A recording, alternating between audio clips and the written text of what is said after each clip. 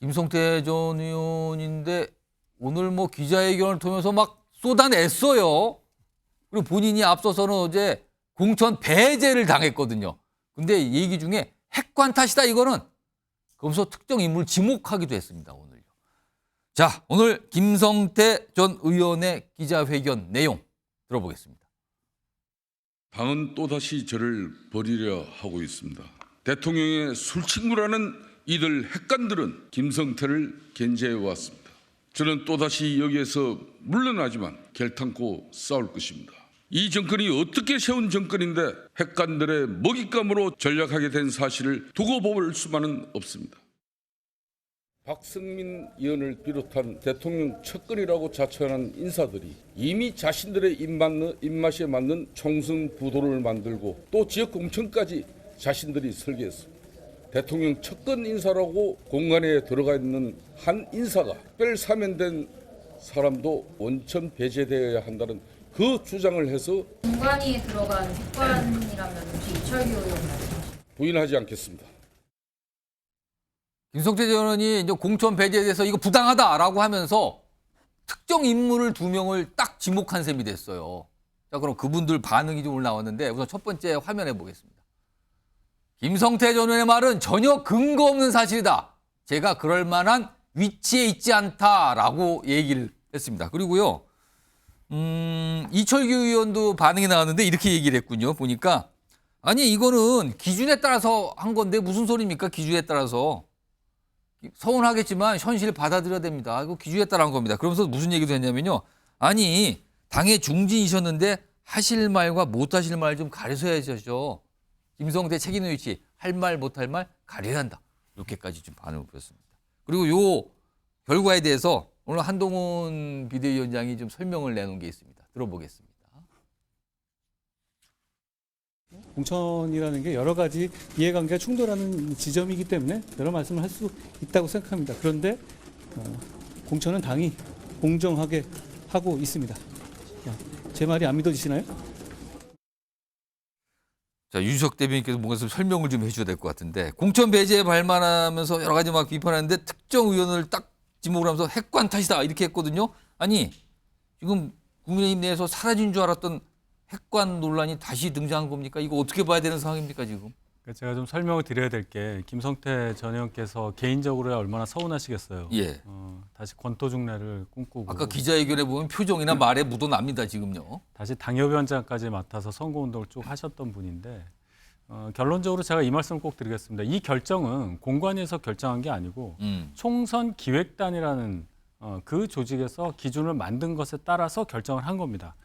저희 당의 총선기획단은 이만희 전 사무총장이 단장이었고 그러니까 김기현 대표 시절에 만들었던 조직이에요. 예. 거기서 만든 기준에 의거해서 이번에 총선 공천 신청을 한 분들을 그 기준에 대입을 해서 거기서 부적격으로 판정된 분들에 대해서 기계적으로 대입을 한 겁니다. 기준에 맞춰서 딱 적용한 것뿐이다. 예. 그래서 그 기준을 뭐 특정 어느 의원 아까 말씀하셨죠. 반응 나온 그 두 분이 관여해서 뭐 이렇게 저렇게 기준을 고쳤다든지 그런 일은 없었다.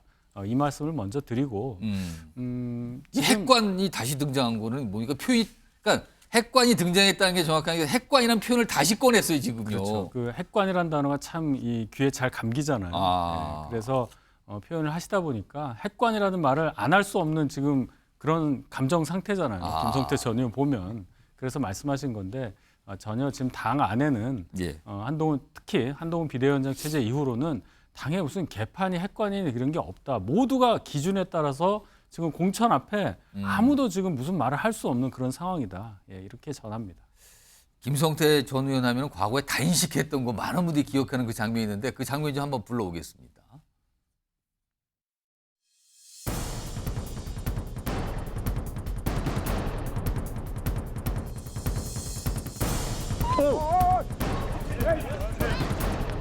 여기를 때린 거예요?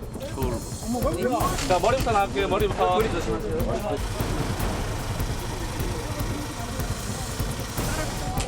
술만 고른 척 그만해. 좀 해줘.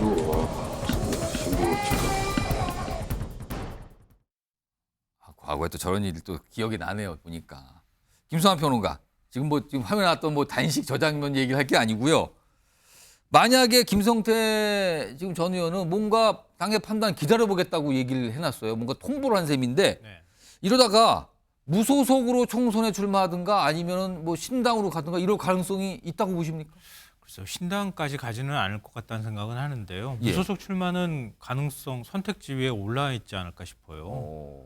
왜냐하면 본인은 뭐 지역구이기도 했고요. 예. 거기에 지역세를 좀 어느 정도 갖고 있는 의원이기 때문에 중진급 의원이잖아요. 그러니까 해볼 만하다 이렇게 생각할 것 같고요. 무소속 출마가 되면 여당 내상이 복잡해지는 거 아닙니까? 그렇죠. 그러면? 그러지 않아도 지난번에 강서구청장 보궐선거 결과 보셨잖아요. 17%포인트로 거의 참패를 당했어요. 국민의힘이. 근데 그런 상황이기 때문에 이번에 어찌 보면 한강벨트 얘기 많이 나오지만 예. 요즘은 강서도 한강벨트로 치거든요. 그 한강벨트를 지킨다고 하는 의미에서는 뭔가 국민의힘이 여기서 의석을 가져가야 할 필요가 있는데 만약에 김성태 전 의원이 나와서 무소속으로 출마했다 그러면 제가 볼 땐 국민의힘 후보가 당선되기 쉽지 않을걸요. 그 정도 세는 가져갈 가능성이 있어서 그런 측면에서 어찌 보면 당을 압박하는 차원에서 저렇게 기자회견을 한 거 아닌가 싶어요. 나한테 다른 기회를 또 달라 이렇게 얘기한 것 같은데요. 다른 기회. 네. 뭐 다른 거 뭐 여러 가지 다른 기회가 곳, 있을 수 있겠죠. 다른 곳일 수도 있는 겁니까 그러면은? 그렇죠. 뭐 그럴 수도 있고요. 오. 여러 가지 이제 가능성이 있을 수 있다고 보는데, 근데 아까 이제 기준이라고 말씀하셨을 때 좀 잘 납득이 안 됐던 건 뭐냐면요. 그러니까 사면을 받았잖아요. 예. 특사를 받았고요. 그게 이제 채용 비리와 특사 두 가지가 기준에 어떤 거에 걸렸는지는 제가 잘 모르겠는데 예. 만약에 그 기준이라면 이번에 설특사 명단에 들어가 있는 사람 중에 공천 신청한 사람 있잖아요. 근데 거기에 들어가 있는 사람 중에 다 중범죄자들이에요. 제가 볼 때는. 근데 특사 받기도 전에 공천 신청했다는 거 아닙니까? 미리 알고 마치. 그런데 그 사람 공천 배제하겠다고 아예 공천 신청을 안 받아줘야 되는 건데 받아줬다는 거잖아요. 그러니까 김성태 전 의원 입장에서는 나도 특별사면 받았는데 저쪽은 뭐냐 이렇게 얘기할 수 있는 거 아닙니까? 예.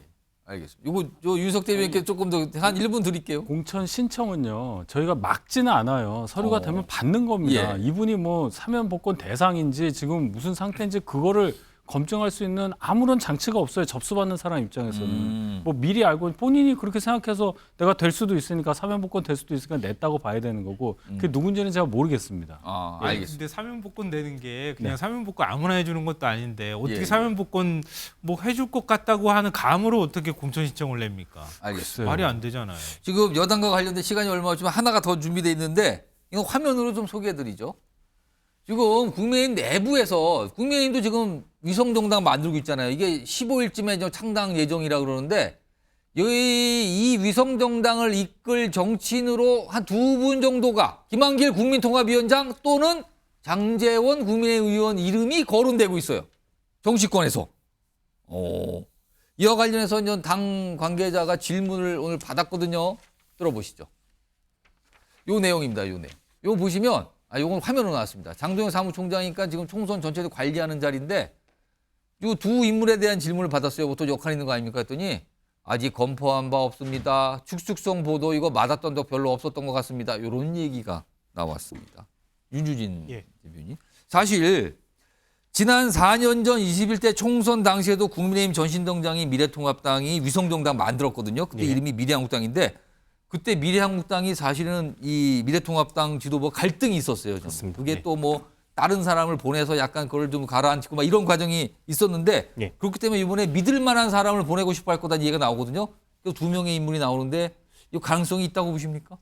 저는 뭐 물론 가능성을 완전히 배제할 수는 없겠지만 확률은 좀 많이 떨어진다고 생각을 합니다. 왜냐하면 일단은 김한길 전 대표 같은 경우는 현재 지금 뭐 국가적으로 중요한 역할을 하고 있고 국민통합위원장. 이분이 대통령과의 신뢰관계는 있을 수는 있지만 이 지금 국민의 미래라고 하죠. 이 위성정당이 이 정당이 최대한 많은 보수층 표를 가져와야 됩니다.